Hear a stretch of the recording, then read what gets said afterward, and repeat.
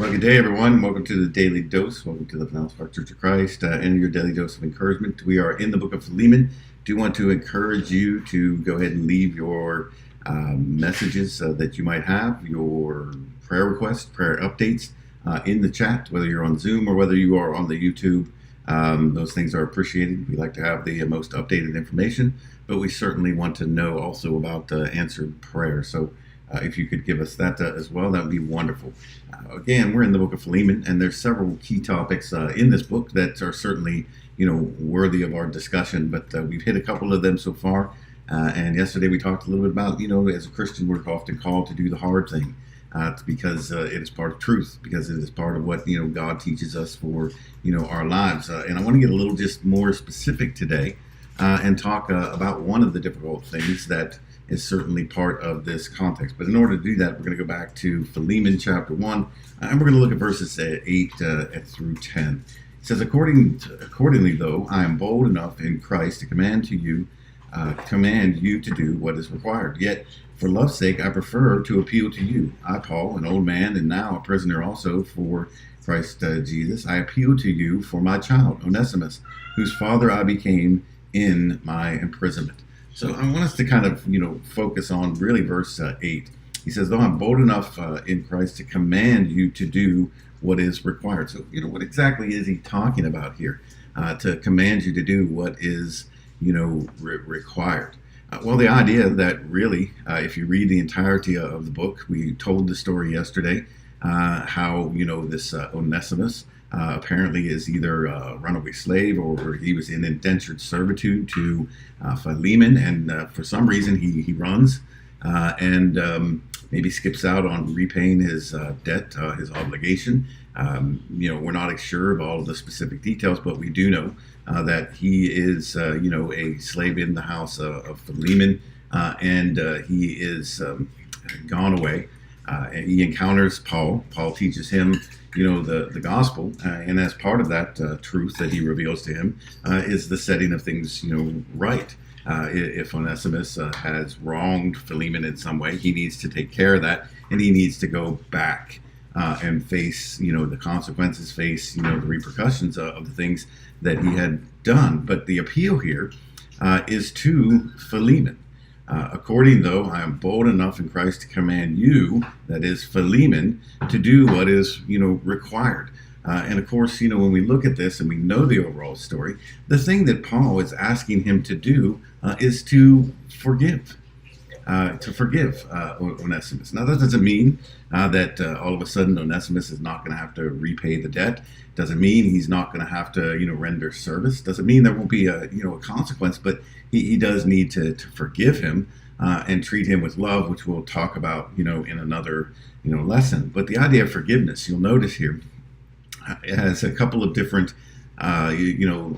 nuances to it that Paul brings out. First and foremost, it is a command. It is a command, and as a command, it is something that is required. I mean, we know, likewise, that when Christ was alive and he was involved in his ministry, he would say this over and over: if you do not forgive, you will not be, forgiven. It's a common theme throughout the entirety. excuse me, the entirety, of the Bible. Forgiveness is a cornerstone of what it means to be, a Christian.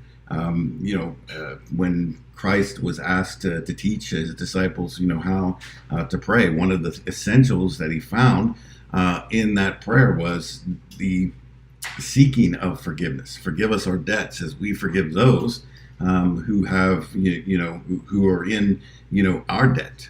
Forgive us our debts as we forgive those who are debtors to, us. And again, as we have already pointed out, as he stated, going even further, if we're not willing to forgive our debtors, then how could we possibly be forgiven, our debts? But, Christ isn't the only one to mention, forgiveness. Of course, Paul was dealing with it, here as well. But if you go over to 2 Corinthians chapter 2, and this is just a couple of places that we can go to look at it.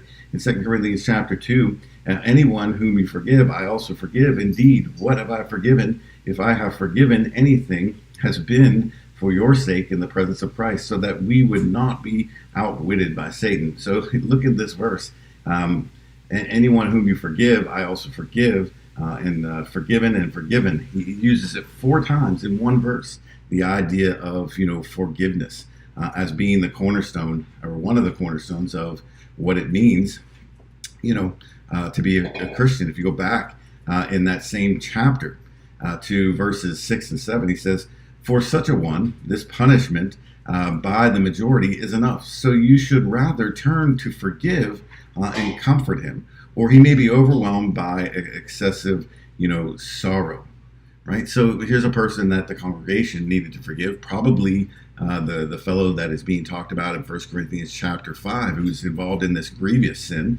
He apparently turns it around and comes back and seeking, forgiveness. And Paul tells him, look, you need to forgive and then give him comfort, because if not, and this brings us to kind of our second point, if you don't forgive, then it just kind of heaps the problem on top of the person involved. It says he may become overwhelmed by excessive, sorrow, and it shouldn't be our job, as brothers and sisters in Christ, to heap sorrow upon one another. But he doesn't just say sorrow; he says excessive, sorrow here. So we're to forgive and to comfort, so that there is an overcoming, not an overcoming of us by the previous failure. If you expect people to get better, not only do you have to confront the truth, not only do you need to tell them they were wrong, but you have to allow them the space to seek forgiveness. And when they do indeed seek that forgiveness,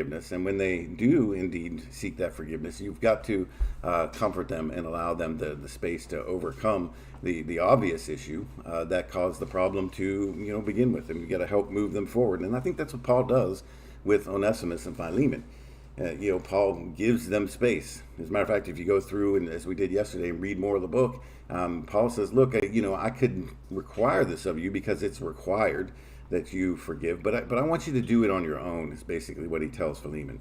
I want you to make the choice, because it's better if you make the choice. It's better for everybody. It's better for, Philemon. It's going to be better for Onesimus if you make the choice to forgive him, to bring him back in, and to treat him like, a brother now, rather than to treat him like, someone who has, wronged you. So that's not an easy task. We talk about sometimes forgive and forget, and, that's just really typically not part of our human makeup. To let things go like that. But over the course of time, that's what we need to work to, in the sense that, forgetting not equivalent to don't have the memory of, but we're not bringing it up anymore. It's not affecting the relationship. It's not building a barrier to what our relationship should be like. And I think that's Paul's kind of overarching concept here with Onesimus and Philemon. He wants them to be as brothers. He wants them to be, like the partner that he was with Philemon. That's kind of how he opens the book, right? He talks about him, Philemon in this really endearing, sense that really should be impressive, to us. Paul, a prisoner of Jesus Christ, and Timothy, our brother, to Philemon, our beloved fellow worker. Later on, he's going to call him, a partner, right? And then he encourages him to take in, Onesimus as a partner, as a fellow worker, and, treat him as if he has been, forgiven. Why? Well, because that's the way we want to be treated. When we go to God and we confess our faults, and there's none of us who are without, fault, we want to be forgiven. And God says that he will freely forgive those things that, we confess. If you go over to, 1 John, in chapter 1, going into chapter 2, you have that whole string of phrases that talk about, if we say we have no sin, we're a liar, the truth is not in us. And then he goes on to say, if we confess our faults, before him, he is faithful and just to forgive us of those things. That's our expectation with God, but it ought to be our expectation with, one another as well. And Paul, in this very difficult situation that no doubt impacted these two involved on a number of levels. No doubt Philemon felt wronged. Maybe he, was ripped off. He's got to overcome all that. He's got to overcome, no doubt, things like pride. to seek forgiveness, or to find his ability to give forgiveness to this one who has, wronged him. But of course, he's not, alone in doing that. He has, Christ at his back, helping him along the way. I appreciate everybody turning out today. Think of your own life. Think about, are there people I need to forgive? Do I need to seek forgiveness? I think part of our daily operation ought to be, how willing are we to actually forgive? And that's a hard thing. And I think everybody struggles with it. We get angry, we get upset, but some things we just need to, hear people out and then let it go and not let it affect our relationship anymore. Will you do that today? This has been your Daily Dose.